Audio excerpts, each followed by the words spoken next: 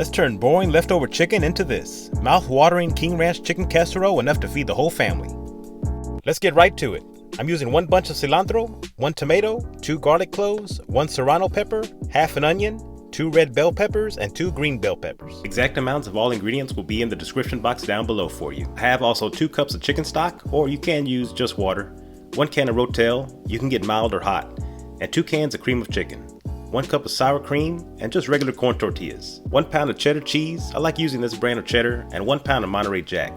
Both of these cheeses will be freshly grated. For the spices, I'm using black pepper, Chipotle Powder, Smoked Paprika, Tabasco powder, garlic and onion powder with a dash of cumin. I'm also throwing in some Mexican Oregano, but you can also use the regular oregano.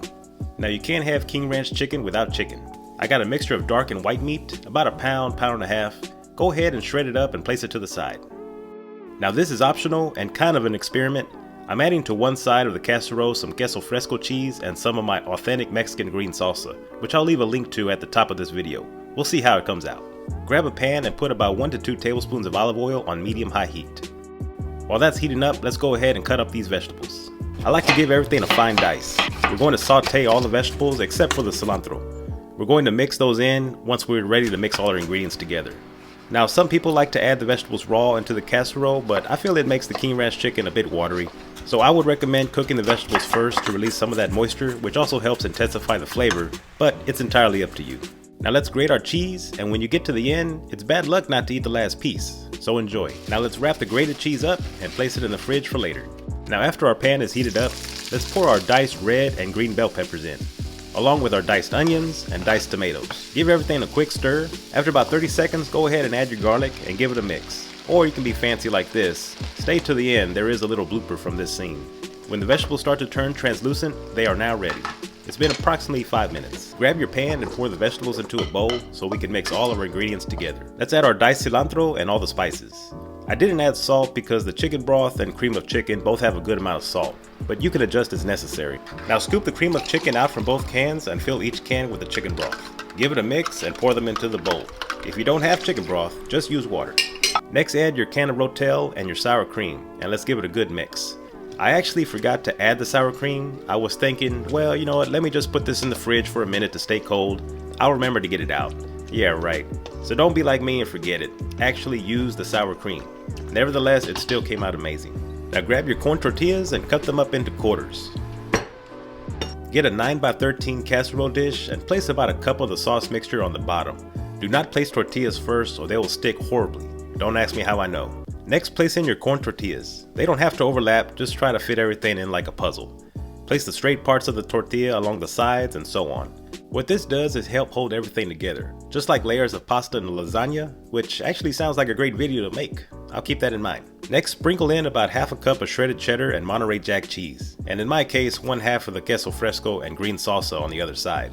This is my first time trying this out, and I'm always trying to think of new ways to kick things up a notch. Remember, this is totally optional. Next layer is your shredded chicken, about 1 cup. You can use as little or as much as you want, except for the sauce. Just make sure you have at least half a cup left over for the top. Now just keep repeating your layers, next with the corn tortillas and so on.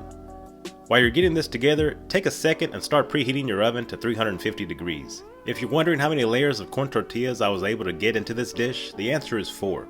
I did have to persuade the King Ranch chicken and give it a little press down, but I made everything fit. Once you get to your final layer of tortillas, pour the rest of the sauce mixture over the top and spread it out evenly with a spatula or a spoon. Make sure to cover your tortillas with the sauce or they'll get very hard and will be tough to chew. Unless you like it like that, then by all means, do what makes you happy. Cover with more cheese and give the edges a little cleanup. Here's a quick tip for you. Whenever I make a casserole, use some cooking spray and spray the sides. That way when the cheese starts to bubble up, it won't super glue itself to your dish and it'll make your cleanup a whole lot easier. Now let's place it in a 350 degree oven, uncovered, and we're going to cook it for about 35 to 40 minutes until golden brown. If the top is not brown, you can set it to broil for the last minute. Alright, it's been 35 minutes and it looks absolutely perfect.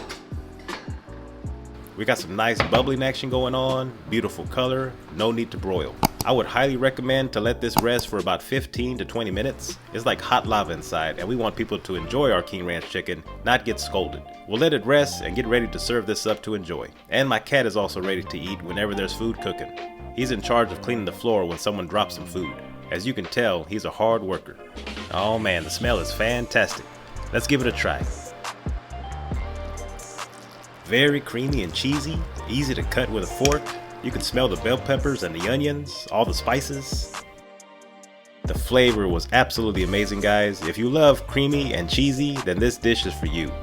The green salsa side was excellent and gave a great spice to it. And let me tell you something, guys, leftovers are even better the next day.